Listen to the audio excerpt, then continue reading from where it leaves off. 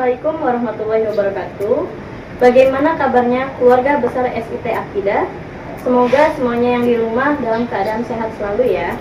Nah, pada masa pandemi seperti ini, kalian pasti kan pernah dengar istilah PDP, ODP, OTG, dan dalam dunia pendidikan ada juga istilah PJJ. Sebenarnya apa itu PJJ? Nah, untuk lebih memahami lagi apa itu istilah PJJ, bersama saya sudah ada Wakil Kepala Sekolah SMP IT Akidah bagian kurikulum, yaitu Bapak Muhammad Hobil Huda SPD. Bagaimana kabarnya Pak? Alhamdulillah. Alhamdulillah. Nah Pak, sebelumnya saya ingin tanya dulu nih, sebenarnya PJJ itu apa sih?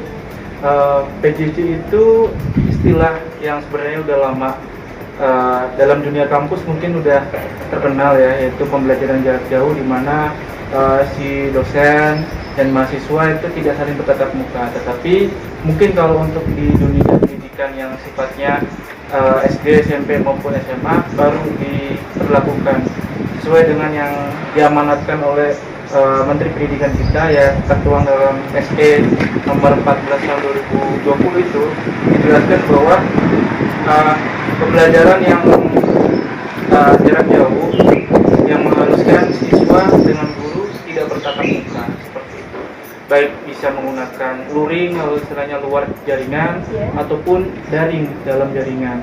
Nah, kalau luring sama daring mungkin kan istilah-istilah yang apa ya, yang mungkin banyak orang yang belum paham, tapi kalau offline atau online mungkin orang pasti tahu. Seperti itu, Bu.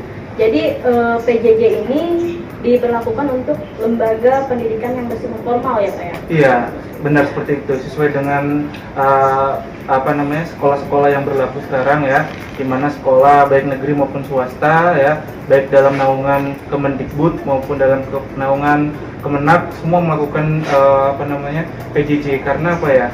Mengingat kondisi Indonesia ini yang masih dalam zona merah dan bahkan ada yang sampai zona merah kehitaman ya, maka pemerintah kita melakukan kebijakan agar peserta didik melakukan pembelajaran di rumah masing-masing. Khususnya untuk kita ya di SMP Akidah, alhamdulillah sih saya lihat kurang lebih dari Februari sampai sekarang telah melakukan PJJ, dan ya walaupun naik turun tapi insya Allah respon dari masyarakat khususnya wali murid di SMP Akidah ini alhamdulillah baik seperti itu. Terus sebenarnya apa sih Pak landasannya tadi diberlakukannya PJJ itu? Karena satu ya, dari pertama surat edaran Kemendikbud nomor 14 tahun 2020, terus juga berlakunya masa darurat, di mana sekarang kita masih berjuang melawan COVID-19 ya.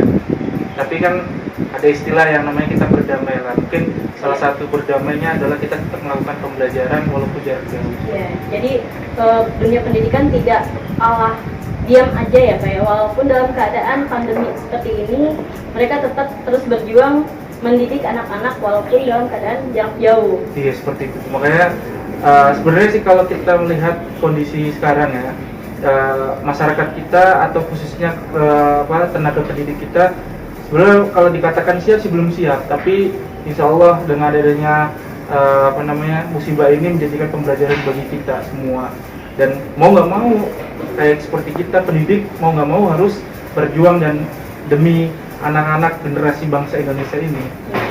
Ya, lalu bagaimana Pak persiapan sekolah khususnya ya SMP IT Akidah ini dalam menghadapi situasi seperti ini?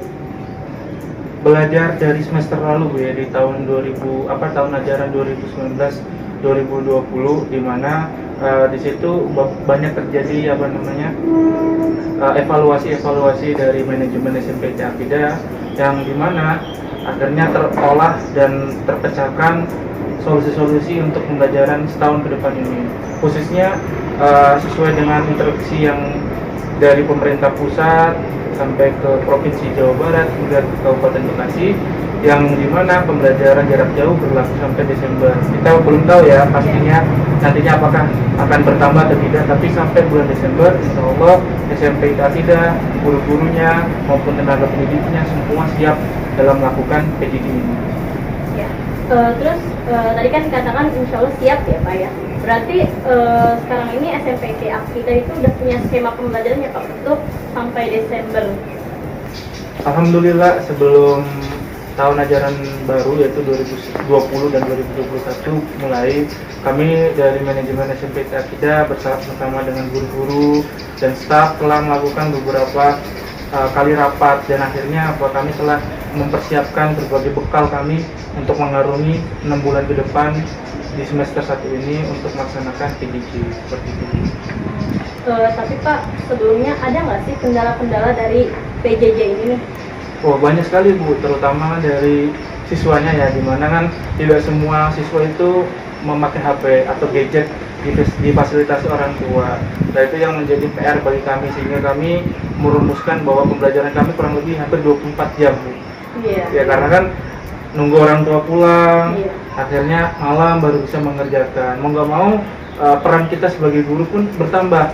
Yang tadinya kita full bekerja itu kurang lebih 8 jam, tapi sekarang kita bekerjanya pun harus 24 jam. Iya. Dulu kita mengkonsep pembelajaran itu H-1 atau H-2, mungkin sekarang H-30 kita sudah mengkonsep pembelajaran kita. Tapi Pak, untuk PJJ ini sebenarnya selain peran dari guru, diperlukan tidak dari peran orang luar seperti peran orang tua atau peran yang berkaitan dengan siswa ini?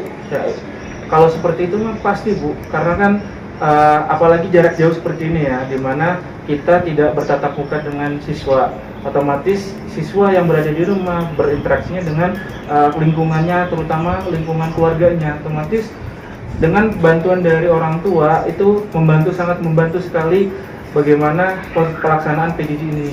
Kalau semuanya kita tidak ada peran dari masyarakat lingkungan atau orang tua khususnya, maka ya tidak akan terjadi komunikasi yang baik, sehingga PJJ ini mungkin tidak akan terlaksana.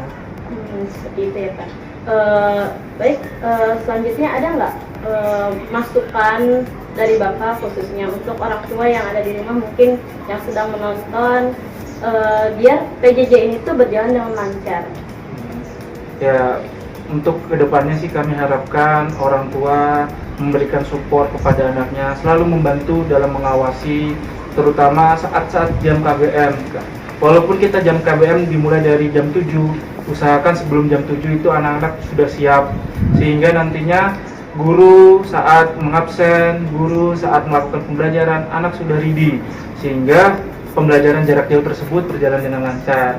Dan yang kalau di sekolah kita selalu memperlakukan ibadah secara jamaah, mohon untuk ayah dan bunda yang di rumah untuk selalu membantu, mengawasi dan mengingatkan anak di rumah untuk selalu menjaga terutama sholat 5 waktunya dan sholat duhanya.